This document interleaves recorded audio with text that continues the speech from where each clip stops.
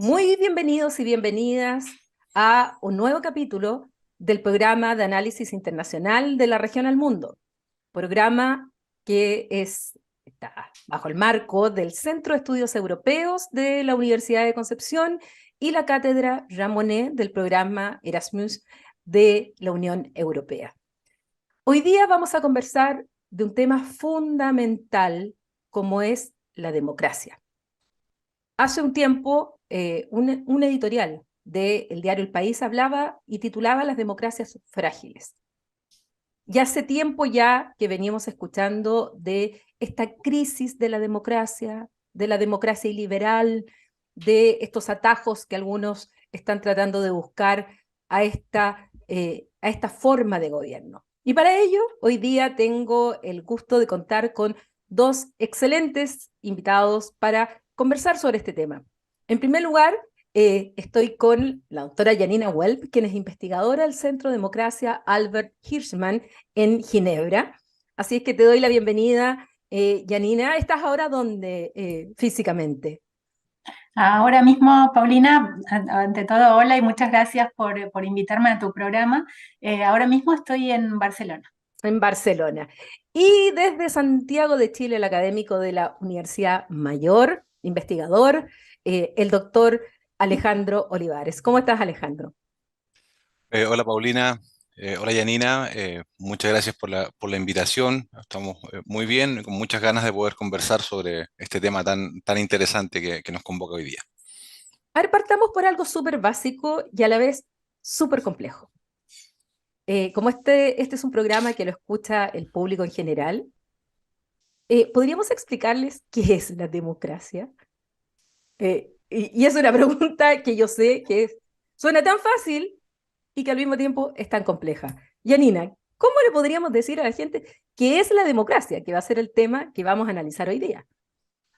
Pues yo diría, por simplificar, que la democracia es un ideal de convivencia donde se fija un método y ahí podríamos discutir mucho sobre qué debería cumplir ese ideal y en términos prácticos y jurídicos, las democracias contemporáneas se rigen por presentar ciertas variables o características que son indispensables para que se pueda hablar de una democracia. Por ejemplo, quien ejerza el gobierno debe ser electo a través de elecciones. Esas elecciones deben ser competitivas, o sea, debe haber más de una opción, partidos o candidatos, candidatas, para el acceso a esos cargos. Debe haber también libertad de expresión y de opinión, si no, no se pueden tomar buenas decisiones. Y debe haber otras variables también que podríamos revisar, pero básicamente creo eso, que es un ideal por un lado, y por otro, en los términos en que los entendemos en nuestras sociedades contemporáneas, es un método muy bien definido y regulado para tomar decisiones y organizar nuestros gobiernos. Alejandro, desde tu punto de vista, ¿qué podrías agregar o disentir de lo que nos ha dicho Yanina? A ver, disentir nada, agregar en realidad muy poco, porque efectivamente yo creo como planteaba Yanina, esa es una forma de cómo entendemos la democracia bastante consensuada, es decir, sabemos que hay un deber ser, un ideal que aspiramos a llegar, eh, y como aspiramos a llegar a eso para poder alcanzar ese ideal, de poder tomar las decisiones entre todas y todos, el poder deliberar, el poder dialogar, dado que somos muchos, vivimos en sociedades complejas, con mucha gente, con muchas personas, con muchas visiones, formas, tenemos procedimientos que nos aseguran el acercarnos a ese ideal. Estas formas, procedimientos, instituciones que nos ayudan a acercarnos a ese ideal.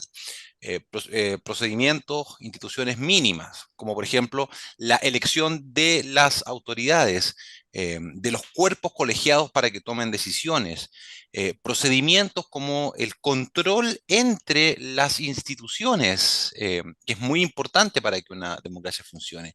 Sí podemos ir estableciendo algunos mínimos y máximos que pueden ir acercándonos a este ideal del cual nos hablaba Janina. Por lo tanto, muy en breve, yo creo que para entender la democracia hay que entenderla desde el punto de vista de sus procedimientos, que nos aseguren mínimamente la elección de las autoridades, la participación libre de todos los adultos, hombres y mujeres en igualdad de condiciones para poder votar en esas elecciones de las autoridades y para poder competir organizadamente en esas elecciones. Por lo tanto, procedimientos, instituciones que nos acercan a ese ideal del que nos hablaba Janina. Bueno, creo que de la respuesta de ambos queda bastante claro esto que ustedes señalan de procedimiento, de método y este ideal. Yanina, ¿por qué se ha venido sosteniendo desde hace ya bastante tiempo, pero ahora último con mayor preocupación, que la democracia estaría en crisis? Que no solamente en algún sector del mundo, sino que en varios países del mundo donde se daban estos elementos, porque sabemos que en otros nunca se han dado y no son democracia dentro de los estados del mundo. Pero aquellos que cumplían con estas características, hoy día está en crisis. ¿Qué es lo que en realidad se está apuntando cuando hablamos que hay una tensión con esta forma de gobierno? Bueno, diría que por simplificar para nuestra conversación y creo que continuando en la línea de lo que ya comentaba también Alejandro, que hay dos niveles que nos permiten ver esta crisis. Y después también podríamos matizar un poco cuando miramos América Latina, las dimensiones de la crisis en perspectiva histórica, ¿no? Este sería una tercera cuestión. Pero bueno, los dos niveles. Por un lado hablábamos de la dimensión procedimental, los métodos de la democracia. Buena cantidad de los indicadores, diría que prácticamente todos los consolidados, están dando cuenta de un declive de la democracia, ¿no? Sobre todo esto se hace evidente en cantidad de población que está viviendo en regímenes híbridos o autoritarios o en proceso de autocratización, también porque países muy grandes han visto retrocesos en la democracia. Por supuesto, ahí también hay que matizar, porque Brasil, por ejemplo, ha mostrado retrocesos, pero continúa siendo catalogada como una democracia electoral, ¿no? Entonces, un retroceso no implica una caída en el autoritarismo. Hay otros países que sí han vivido un declive más marcado, como por ejemplo la India, ¿no? Entonces, este nivel procedimental, el deterioro de las reglas del juego para elegir a las autoridades, para controlar entre poderes, para ejercer las libertades. Un caso emblemático en el contexto europeo sería el de Hungría, por ejemplo, donde hay un declive muy marcado alrededor de todos estos indicadores. Pero creo que está la otra dimensión que no podemos perder de vista porque hace más compleja y más realista, creo también, o más completa, más bien, la aproximación a la problemática que tiene que ver con eso que poníamos en el paquete del ideal, ¿no? La democracia es un ideal. El ideal no tiene tanto que ver con los métodos, aunque también, como con el buen vivir, como con la satisfacción con el estado de cosas. Y lo que crece en paralelo al número de países que están viendo sus instituciones atacadas es el desencanto en todo tipo de países con cómo están funcionando las democracias. O sea, países con democracias que podríamos considerar bastante estables, como puede ser el caso de Chile, también dan cuenta de esto, de cómo la ciudadanía está desencantada con sus instituciones, con la desigualdad, con cómo se distribuyen los recursos, con lo que se percibe como un acceso decreciente y de mala calidad a bienes y servicios, como por ejemplo la educación, la salud, etc. Entonces diría que están estos dos niveles que van marcando o dan un marco a esta discusión sobre la fragilidad o el declive de las democracias, el procedimental y el de las expectativas o de la vida en contextos democráticos. Bueno, Yanina me ha dejado el pase, me ha dado el pase justamente, Alejandro, para que entremos ya de lleno a América Latina y en particular también nos podemos referir a la situación de Chile. Hace un tiempo atrás aparece una encuesta, que es la encuesta CEPA aquí en Chile, en el cual justamente esto que decía Yanina de la afección con la democracia en Chile está bajando de manera preocupante. También hay otros índices que así lo indican, que la gente hoy día, podemos ver los factores, si es que es la pandemia, la inseguridad, el miedo en general. eh, lo que está ocurriendo es que hay un porcentaje que le da lo mismo si es un régimen autoritario o es un régimen democrático. Hay un porcentaje que también está aumentando que cree que un régimen autoritario le va a dar la solución a los problemas que hoy día sienten esas personas, sobre todo en temas de seguridad, en temas de violencia, donde por naturaleza el ser humano lo que busca es justamente protección. Y aquellos que creen que la democracia es la mejor forma de lograr este ideal del cual ustedes hablan, está bajando. Y esto lo podemos ver también en otras partes del mundo. ¿Qué pasa en América Latina? ¿Qué está pasando en Chile? Si es que quieres ya enfocarte a nuestra situación respecto a esta confianza, a esta vivir en democracia, que implica también que la ciudadanía valide, legitime ese sistema y no le dé lo mismo si es un autoritario o prefiera un régimen autoritario para lograr la solución de sus problemas. Yo creo que a nosotros como país nos ocurre un fenómeno bien interesante y que es contrastable con otras experiencias en la región y comparable con otras experiencias en la región. Vivimos en una tensión en cuanto a lo que es la democracia, a lo que esperamos de la democracia como sociedad, y que es la democracia un poco en la línea que planteaba recién Janina, esto de los procedimientos, y voy a simplificar usando otra palabra, los resultados de la democracia. Y yo sé que es injusto usar ese concepto, pero voy a explicar por qué. Los resultados en cuanto a políticas de redistribución, de bienestar, políticas en general, de satisfacción de la ciudadanía. Y muchas veces cuando a muchos se nos interroga con respecto a la democracia, dependiendo del contexto, que eso también es importante, eh, juzgamos a la democracia por sus resultados, más que por otros elementos. Y muchos de esos resultados son vistos como que queremos un mayor bienestar objetivo, muchas veces en el corto plazo, más que un bienestar subjetivo en el largo plazo. Entonces, tendemos a mezclar lo que es una crisis de gobierno o una crisis del resultado de algunas políticas con el funcionamiento completo y complejo de la democracia. Entonces decimos, bueno, mire, hay problemas de inseguridad. Ah, la democracia. ¿Por qué? Porque esto de la democracia no permite la mano dura. Como si en los regímenes autoritarios no hubiese problemas de seguridad, cuando sí los hay, no es excluyente. Eh, olvidamos muchas veces que a lo mejor los problemas tienen que ver con la deliberación o otro tanto elementos. Entonces, creo yo que un primer gran punto a considerar es que somos un poquitito injustos con la democracia y muchas veces lo evaluamos en cuanto a los resultados de un gobierno en el corto plazo o a la coyuntura, que muchas veces desborda los funcionamientos institucionales. Y en el caso chileno en particular, somos bien críticos y bien exigentes de nuestra democracia, lo hemos sido siempre.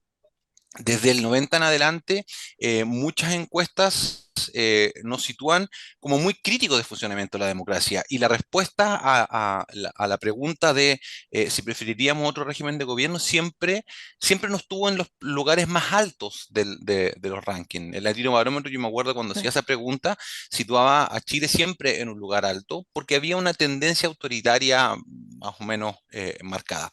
Y hoy día, dada la coyuntura, crisis económica, eh, la pandemia y una serie de otros elementos, la ciudadanía me da la impresión de que necesita respuestas, busca respuestas rápidas, y quiere respuestas que sean rápidas. Y eso tiende a decir, mira, quizás es mejor cualquier otra forma de gobierno que nos dé soluciones aquí y ahora. Depende de nuestro sistema político el que podamos procesar bien eso, y el que podamos evitar que eso tenga una deriva autoritaria, creo yo. De alguna manera, lo que está señalando Alejandro para el caso de Chile en particular, y que podría también extrapolarse en el resto de América Latina, también pasa en Europa. En Europa también son muy exigentes de su propio sistema democrático e incluyo dentro de esta crítica también al proceso de integración europeo. Y es por eso también que han aumentado el euroescepticismo, ha aumentado la eurofobia, donde también hemos visto cómo en Europa el propio Víctor Orbán, que tú señalabas, Janina, en Hungría ha reivindicado el concepto de una democracia iliberal y estamos observando, particularmente en Polonia y Hungría, donde ya tienen un procedimiento en la propia Unión Europea por no cumplir este estándar de Estado de Derecho y cumplimiento de los valores de la Unión Europea, justamente valores democráticos, también una suerte de deseo de algunas personas, no digo todas, pero hay un sector importante que quiere las soluciones ahora. Tal vez no son las mismas problemáticas de América Latina, pero en algunas sí coinciden. Y esto ha hecho que justamente los populismos, aquellos que les dan esa solución rápida, fácil y que le dicen que el problema va a ser resuelto haciendo A o B, que no es lo tradicional del proceso democrático, la gente está creyendo, la gente está votando por estos partidos, que son populismos de extrema derecha o extrema izquierda, algunos de ellos ya llegando al poder y que justamente ponen en tensión a las instituciones de la Unión Europea, por ejemplo, con Polonia y Hungría, pero al interior de los estados y entre los estados también los ponen en tensión en un sistema democrático. ¿Cómo? ¿Qué ves tú de igual o diferente en la situación de Europa con lo que ocurre en América Latina? Sí, muy buena cuestión, Paulina, y muy interesante lo que mencionaba antes, Alejandro. Creo se nos vuelve como mucho más compleja la discusión, ¿no? Yo, volviendo un poquito atrás, coincido en que hay cierta injusticia con la demanda sobre la democracia, pero también diría que esta cuestión de los resultados, o sea, es como un complemento, no disiento con el fondo de la cuestión, pero pienso que hay algo de eso también en la crisis de la democracia, que tiene tanto que ver con hechos como con percepciones, ¿no? En el caso de Chile creo que es notable porque ahí destaca en el contexto latinoamericano. No es un país donde haya crecido la pobreza o donde haya crecido al revés, ¿no? Tuvo crecimiento económico y un gran avance en una serie de variables.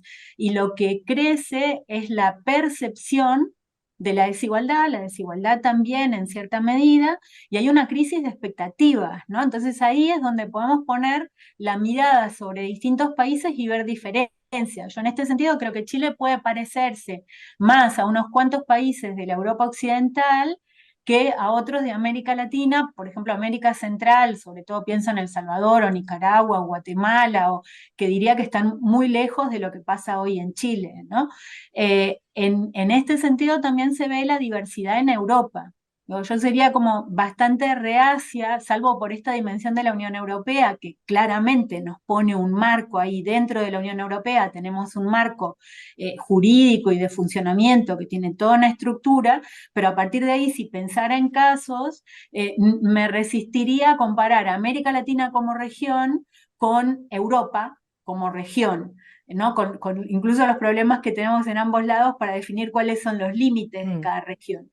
Entonces, dicho esto, creo que ahí hay una dimensión que no hemos mencionado todavía y es central, que unifica o pone una dimensión común en el debate, que tiene que ver con la crisis de los intermediarios y la dimensión comunicacional, ¿no? Y ahí creo que hay una clave muy fuerte, la pérdida de peso de los partidos, cosa que deberíamos matizar dependiendo del país del que hablemos, extrema en un caso como el de Perú, eh, bastante pronunciada en un caso como el chileno, no tan evidente en un caso como el uruguayo, en la región.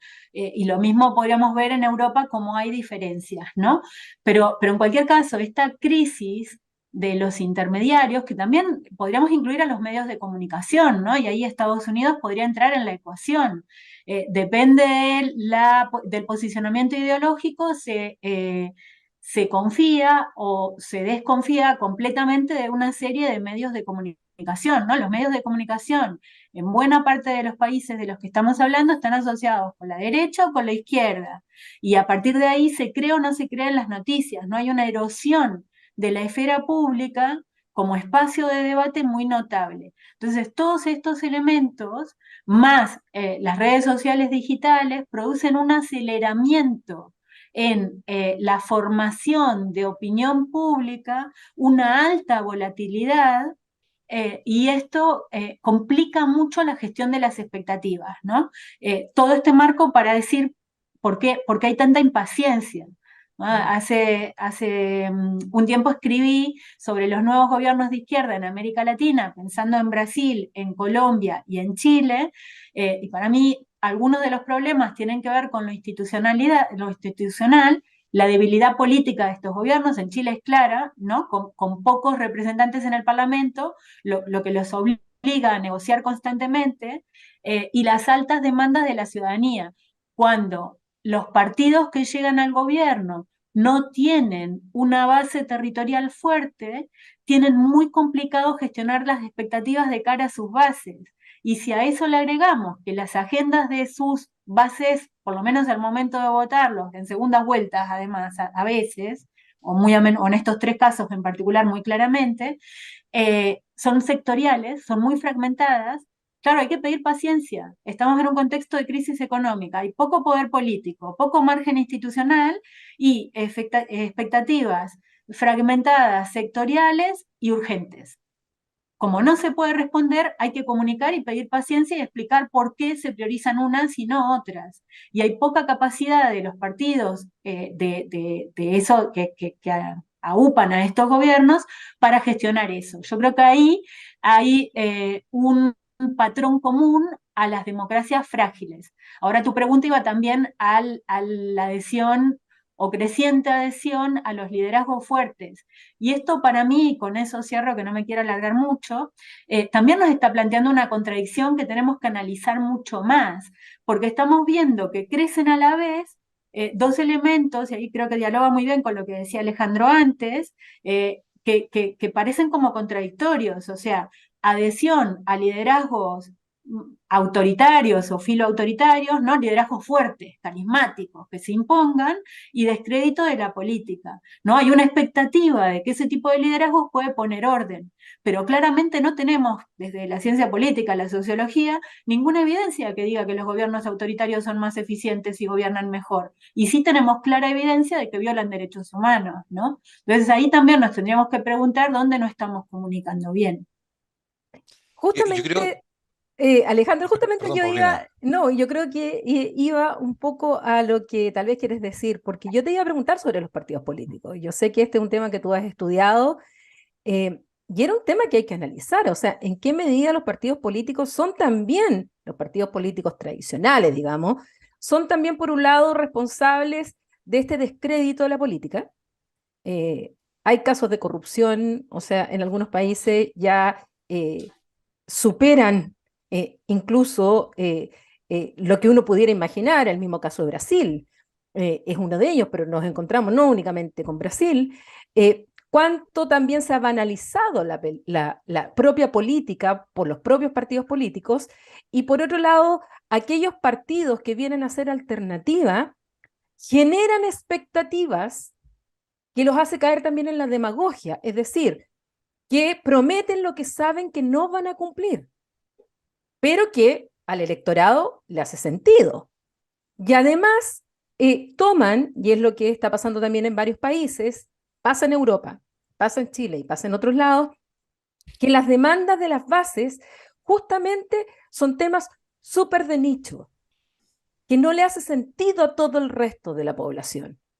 Entonces, no tienen mayoría en el Congreso, pueden ganar sobre todo una segunda vuelta, en el caso de Chile u otros, en que se vota más en contra del otro candidato, más que a favor del candidato que va, y eso después, bueno, se cobra, y no tiene las mayorías en el Congreso, y más encima los partidos políticos poco ayudan.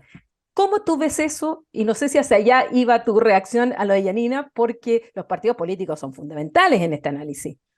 Pero es que mi reacción iba a reafirmar con lo que comenzó diciendo Janina. O sea, aquí hay un problema de las estructuras de intermediación y de la agregación de intereses.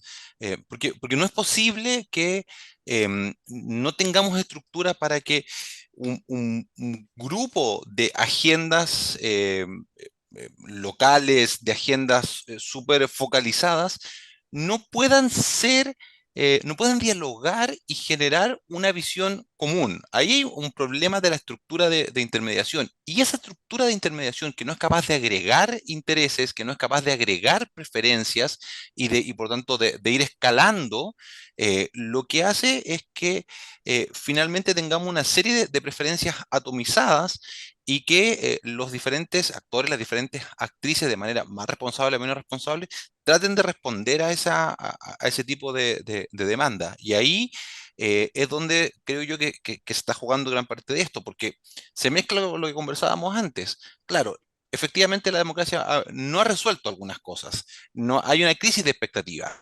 Sí, eso es real, más allá de que sea injusto para con la democracia.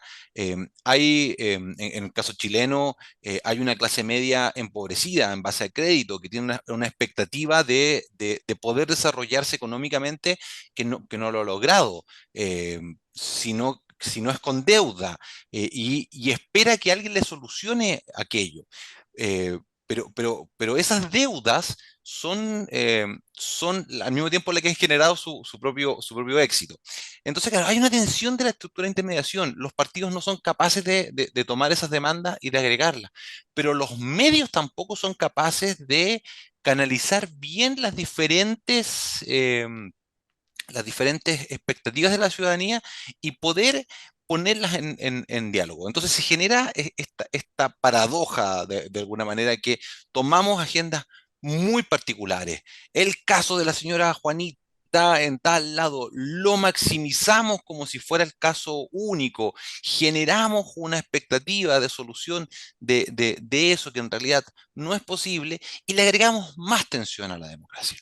Entonces, cómo solucionar esto? No sé, es muy difícil, pero sí sabemos que las democracias que tienden a funcionar mejor o a resistir mejor las crisis de estructura de intermediación, las crisis de expectativa, son aquellas que tienen estructuras partidarias fuertes. Y lo decía Yanina, con presencia territorial, de la forma que sea, pero que tienen presencia. ¿Por qué Uruguay de alguna forma no sucumbe tanto a este tipo de elementos? Porque tiene un sistema electoral que permite una proporcionalidad exacta, porque tiene una forma de canalizar las demandas tal que permite expresar la diversidad, porque tiene estructuras con los partidos, de los partidos incluso más pequeños y más nuevos, territoriales, que permiten ir agregando demandas y permiten un debate y una discusión. Entonces, no me alargo más para decir que efectivamente coincido completamente con lo que dice Janina, en el sentido de que hay que hacer grandes diferencias, pero lo que vemos en las democracias más frágiles o las democracias que están mostrando signos de ir perdiendo su capacidad institucional es que sus estructuras de intermediación están fallando, porque los partidos están fallando, porque los medios de comunicación están fallando, porque también nosotros en las universidades quizás estamos fallando en cómo dialogamos, en cómo interpretamos y en cómo planteamos soluciones también ante las demandas de la ciudadanía. Janina, siguiendo nuevamente el hilo conductor de esta conversación, ¿dónde ves tú, aparte de los partidos políticos, eh, aparte de los medios de comunicación, la mayor fragilidad en algunas democracias, tanto de Europa como de América Latina? Que es donde hay que poner el ojo, que hay que incluso ir en ayuda de esos países para que no terminen siendo regímenes autoritarios, dictaduras, donde eso sabemos que terminan en violación de los derechos humanos, sabemos que eso también termina en una mayor pobreza, y finalmente los que sufren son las personas, son la gente. Cuando supuestamente la democracia, uno en ese ideal, es buscar el bienestar de la población. ¿Dónde ponemos el ojo? ¿Y cómo, de alguna manera, ir en ayuda de estos países en particular? Si me permites, Paulina, otra vez doy un paso atrás con algo que me quedó de lo que veníamos intercambiando antes. Mm.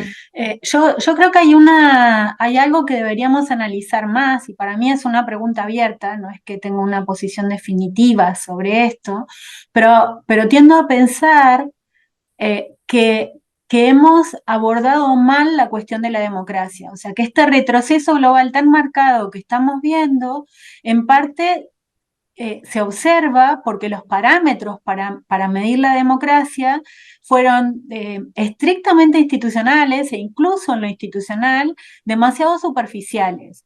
O sea, hay varias de las que todavía cuentan como democracias en América Central, por dar un caso que tenemos cerca, que bueno, que en realidad son democracias frágiles y quizá deberíamos plantearnos si realmente cabe decir democracias frágiles o es que no lo son, ¿no? El Salvador era un país que venía dando muy tibios avances desde un contexto de extrema pobreza, extrema debilidad institucional y enorme violencia antes de Bukele, ¿no? Bukele agrava todo esto. Y lo mismo podría decirse para Guatemala y otros países de la región.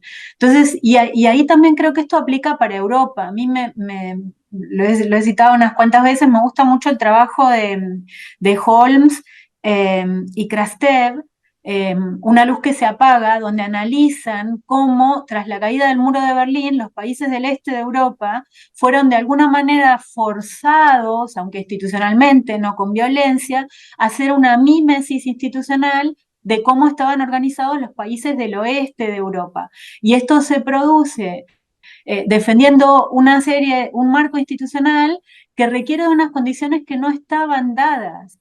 Entonces, para mí es muy complejo y muy contradictorio, porque evidentemente creo la libertad de expresión, creo los checks and balances, etcétera, etcétera. Pero me parece claro también que la imposición institucional o esta mímesis no acaba de funcionar y que se ha tendido mucho a esta dimensión institucional, y ahí sí respondo a tu pregunta, y se ha descuidado mucho esta otra cuestión que tiene que ver con la calidad de vida de la gente. Creo que es muy difícil y por supuesto esto no quiere decir para nada que defienda una dictadura, porque o sea, de vuelta es como una especie de callejón sin salida, ¿no? Los regímenes autoritarios tampoco producen democracias. No es que hay ninguna linealidad ahí, para nada. Pero es muy difícil dar una estabilidad en situaciones donde las necesidades insatisfechas son extremas y donde eventualmente la desigualdad también lo es. En cualquier caso, creo que hay que atender a eso. En América Latina post-pandémica tenemos una crisis del acceso a la salud y a la educación brutal. Creo que la pandemia ha incrementado la desigualdad en términos de educación de forma notable, ya tenemos estudios que dan cuenta de esto, y hay que atender a eso de una forma urgente. Creo que ahí las oportunidades que podía suponer la digitalización, la integración y demás, no se están dando, se están dando para muy poca gente. O sea que todo eso también lo sabemos de larga data, después se vincula con la violencia, ¿no? Y violencia que cada vez tiene características más nefastas, porque mucha gente, sectores de la población, vive en condiciones infrahumanas. Entonces, es como un círculo vicioso del que hay que salir mejorando también la calidad de vida de la gente. Entonces, no son solo los intermediarios, no son solo los medios de comunicación, no son solo las instituciones definidas de esta manera, sino también la calidad de vida puntualmente en términos de salud, de educación y por supuesto una alimentación básica.